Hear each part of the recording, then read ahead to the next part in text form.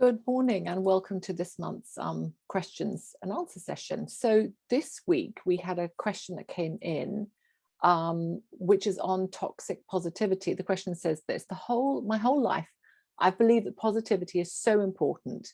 What do you mean by toxic positivity, and how can there even be such a thing? So I'm answering this question because toxic positivity has shown up in my life for quite a long time. Now, there's a song that if you're British, or at least with a British sense of humour, you probably know, called Always Look on the Bright Side of Life, from Life of Brian by Monty Python. And if you have now got that song in your brain, I can swear that's probably going to be there for the entire day, because it's one of those songs that stays there.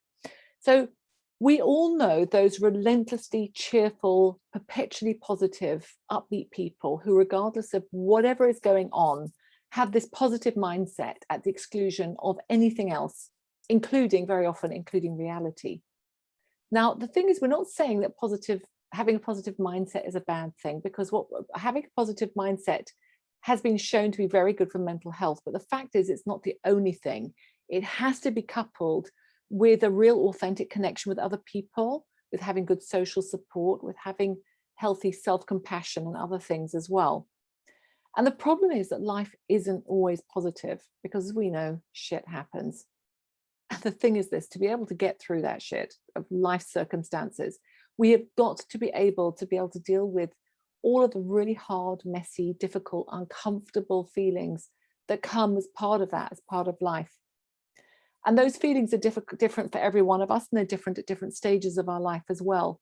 And they can change day by day, hour by hour. Sometimes they change for me minute by minute. And some emotions are more difficult or triggering for us than others. So they could include feelings of anger and guilt and shame and fear and sadness, loneliness. But the list is endless, and it really is different for absolutely every one of us. Now, toxic positivity takes positive thinking absolutely to the extreme. And it's done at the expense of our authenticity, of connection with other people, of being able to truly lean into and get into and name those hard emotions. And the thing is that what we know, and what we've said so often, is that only by leaning into those really hard emotions are you going to be able to get through them. There's no going around them. There's no sidestepping them. There's no numbing them, because numbing them only just keeps them around for longer. They come back. And much as we wish we could sleep through them as well, the thing is, we can't. They're still going to be there when we wake up. The fact is, there is no way through those hard emotions, because believe me, if there was a way to avoid them, I promise you I would have found them by now, and I'd be really, really happy to share them. But what I know is that there is no way around them.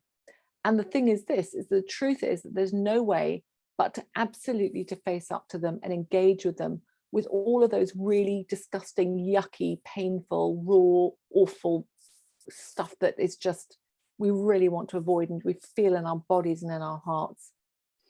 Now, as I said, I know all about toxic positivity. For the longest time, I really lived in that place. I would say for so long, I'm fine, when I absolutely wasn't. I would really try and look on the bright side. I didn't quite sing the song all the time, but I would like to try and look on the bright side. I would reframing again, it's a really great thing. But if we reframe too quickly, we try and just push over things. We try and skip over the hard feelings. We tend to disallow ourselves the reality of a situation. And I thought that if I could avoid the truth of how terrible I was feeling, then it would all just go away. Now, it came from two things. It came back through an internal fear of facing my feelings, as well as an external expectation of how I really should be showing up in the world as well. So toxic positivity really is an obsession with positive thinking, and that silences those challenging emotions, and it doesn't allow for struggle, and it really forges a disconnection and reduces and demeans those hard life experiences that we go through. Toxic positivity can be self-imposed. It can come from ourselves, coming from a place of guilt about harboring the feelings that we're having. So it could come from different root causes. It could come from a root cause of, all not nice girls shouldn't say that or think that or feel that or express that.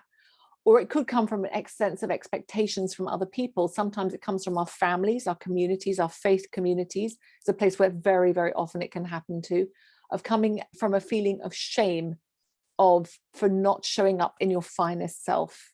So it can come from different places, but it can be self-imposed. And it can also come from a place of fear as well. That fear that if we really acknowledge everything that we're truly feeling, that we're going to become absolutely swamped by it, we'll become overwhelmed, and that if we actually get into it, we'll never, ever be able to get through it. That we won't be able to carry the weight of the burden of those feelings and the intensity of all that we have to feel, and therefore we won't be able to function either. But the truth is, of course, the exact opposite. That it's very often when we try and avoid all of those really hard to face emotions, when we try and push them away or sweep them under the carpet, that what happens is that they end up lying in wait, ready to ambush us, and they come out at really unexpected times and in really unexpected ways. And we love that quote by Sigmund Freud that says that unexpressed emotions will never die. They're buried and alive and will come forth later in uglier ways. And we absolutely know that that's true. And it comes forth in uglier ways in ourselves, in our health, with other people, in our relationships, and it can be truly damaging. So when we're toxically positive, we not only damage ourselves, but we can also really damage other people as well. We can really cause harm to others. Because what happens is we dismiss other people's feelings when they're suffering. And it can be a comment that starts with, well, at least. We all know those comments, well, at least, you know, and I know, and I've had them so often. You know, when one child dies, well, at least you've still got 3 others. When 2 children died, well, at least you've got 2 others. Yeah, feelings like that. Any comment that begins with, well, at least. Or it's one of those platitudes that's meant to help, but in the time it really, really doesn't help. Like, God only gives you as much as you can bear. And I promise you, if I had $1 for every time that somebody had said that to me, I would be a very rich person by now. Those things really don't help, and they really forge disconnection with others. And that's what happens when we push our toxic positivity onto other people, because it doesn't allow people to be real about how they're feeling. And worse, it can actually make them feel even worse than they're feeling by heaping kind of guilt on them or shame about harboring less than pleasant emotions. So potentially it can even do even more harm than that by making others shut down to their experiences, meaning that they don't really fully engage with them, and they can never fully actually embrace what it is that they're feeling. They can't move through it. And when others brush over the pain of what we're going through, it can cause us to feel, oh, well, I guess it can't be that bad then. I shouldn't complain. It shouldn't be that awful. And imagine if you were going through abuse, for example, and you can think, oh, well, nobody's really paying attention to my feelings. Well, it can't be that bad. I should just stay with it. So as you can see, it could potentially be very, very damaging. Why do we engage in toxic positivity with other people? I think one of the main reasons is that we are so afraid of feeling pain ourselves that we can't bear to witness it in other people. And so it's easier to shut it down in other people, because we live in a world that wants to fix. We want to really to be able to fix situations. So what we do is when we really face other people's emotions, what we do is we step from that place of empathy. And empathy is that place of sitting with people and saying, I cannot imagine how you're feeling right now, but I'm here to listen. I'm just going to sit with you. And it takes us to a place of rescuing, of fixing, of asserting our own emotions onto somebody else's situation, of thinking, oh my God, if I was in that situation, I'd be feeling like this. They must be feeling like that as well. Or saying, well, I'm just looking out for the best of you. I just want you to be okay. Or from having this positive response to anything that somebody else says, that somebody else feels. So we go from that place of empathy, of just saying, and all we have to do with empathy is to say, I can't imagine what it is you're feeling. I'll just sit and listen to you. I'm here if you want to talk to me. And when we rush into any other place, that becomes damaging. It's not healthy, and we can go into this place of toxic positivity. So really, what is the solution to toxic positivity? So for those of you who've done the Authentic Resilience course, so for anybody on the tribe here, you know it's what we talk about in R1 in reality. It's about coming to that place of realistic optimism. It's that place between denial, oh, nothing's going on here, everything's absolutely fine. That's kind of toxic positivity. of that mindset, and drama going, I'm doomed, nothing else is ever going to be ever good again in my entire life. And realistic optimism allows us to face the present without looking through rose-tinted glasses. And it allows us to face the future with hope. So it allows us to absolutely stay in that place.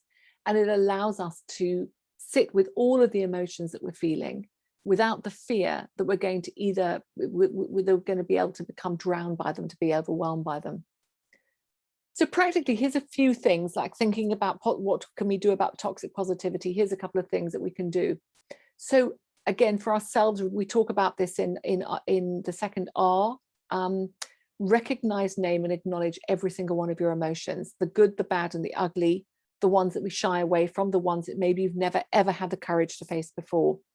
Recognizing that at any one time, you will have the good, the bad, and the ugly. There's going to be a whole bunch of them at any one time. So recognize them, name them, and allow all of them, and acknowledge all of them. That's one thing you can do. The second thing is to talk to really trusted and non-judgmental people in your life. They could be friends, or they could be professionals in your life, a coach or a therapist, somebody who really is going to listen to what you are going through and what you're experiencing and feeling, without trying to rescue, fix, blame, save, or judge, or silver lining it. And really allow, when people speak, if you are guilty of, and as we all have, of trying to impose our toxic positivity on other people, allow others to speak freely about their experience and emotions, all of them, without rushing in to judge them, without trying to fix them, without trying to silver lining them. You know what I mean, is to sort of like rushing into that place of reframing it into a positive experience, without trying to give them a platitude, an off-pat thing, or one of those at least things. Allow them just to stay where they are at that moment. And there's an interesting thing, which, by the way, means that if you know somebody who's going through a really difficult, challenging time in their life at the moment, and you say to them, how are you doing? And they say, today, I'm actually okay, I'm doing well. Allow them to be there. Don't force them to go into the hard stuff. If they don't want to, allow them just to have a good day. It's okay, they're allowed that. Please allow them to have a good day. And also for yourself, really recognize, and this is an interesting thing, really recognize that those really intense and challenging emotions that we experience often come from a place of the intense opposite. So for example, a feeling of intense grief and loss comes from a place of the intensity of a love that we feel for somebody. So really don't be afraid of intensity. Have the courage to be able to face your own or somebody else's intensity, be able to sit with that, to be able to bear it. So yeah, so that's my thoughts on toxic positivity. I'm coming from a self-confessed person who has been in that place, both for myself and other people. If you hear me nowadays saying I'm fine, it's either because I really am fine that day, and I'm doing okay. Hopefully I will choose a better word than fine. I try and stay away from the word fine nowadays, but if I really am having an okay day, I will. Also know that sometimes if people say they're fine, means that actually they're not ready to engage in a conversation at the moment, or you're not the person they want to engage in that conversation with. I remember, and I know Gabby has at some time as being stopped in the middle of Woolworths of Pick and Pay, when you're doing a shop and you've been going through this difficult time, and somebody says, how are you? How really are you? And actually, you just don't have the time or the energy to do it. So if somebody says they're fine, allow them to be fine in that time. As long as we know that they are getting help from somewhere, that they do have a trusted place, a trusted person, just allow them to be in that place. So yeah, you're not going to hear me saying I'm fine. I'll say something else to you instead. And yeah, just have a sort of, again, non-critically, non-judgmentally think to yourself about what place toxic positivity plays in your life. Are you somebody who tries to silver lining everything for yourself and to step straight into a reframe? Do you allow yourself to really stay with the hard emotions? Or do you maybe push your toxic positivity onto somebody else as well? So just know that the next time that you are thinking of like doing the always look on the bright side of life, I'm sure you'll now keep singing that song to yourself. But if you're thinking that and you're feeling relentlessly positive, just be cautious, because know that toxic positivity really isn't helpful to anybody, and sometimes it really can be dangerous. So that's this month's question on toxic positivity. Keep sending your questions in. We love answering them, and we'd love to know your thoughts and your feelings on toxic positivity. Have a good weekend.